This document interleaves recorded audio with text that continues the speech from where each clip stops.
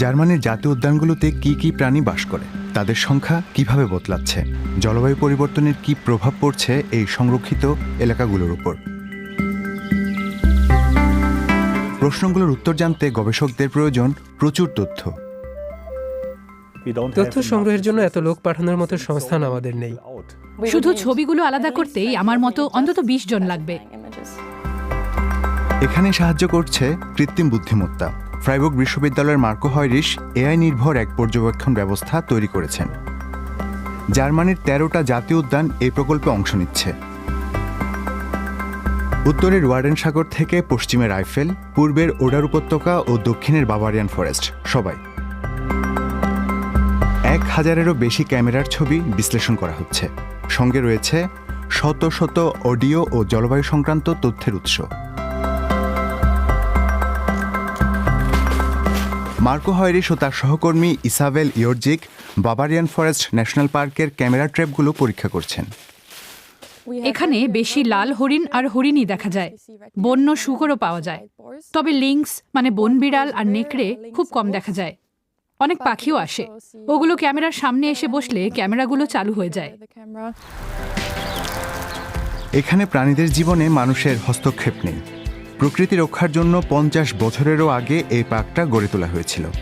গাছ কাটা, বড় আকারে চাষাবাদ বা রাস্তা তৈরির মতো কাজ এখানে নিষিদ্ধ।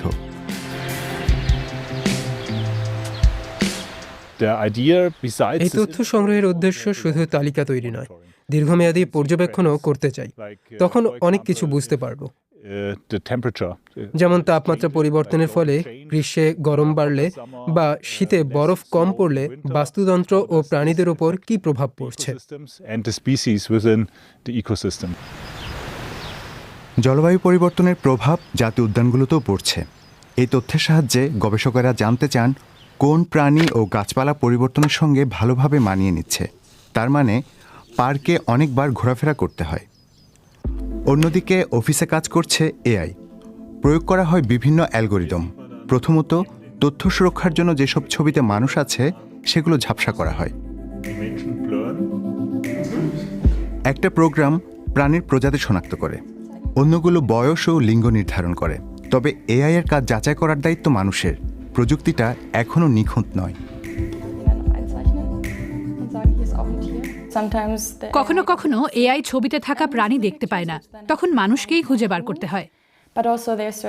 তার উপর কিছু বিরল প্রজাতির প্রাণীর পর্যাপ্ত ছবি নেই, তাই এআইকে ঠিক করে প্রশিক্ষণ দেওয়া যায় না এবং সেসব প্রাণীকে এআই শনাক্ত করতে পারে না।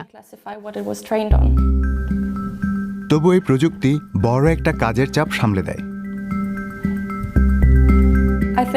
আমার কাজটা খুব আলাদা হতো। বিশ্লেষণ আর ব্যবস্থাপনার বদলে আমাকে ঘন্টার পর ঘন্টা এখানে বসে শুধু ছবি আলাদা করতে হতো।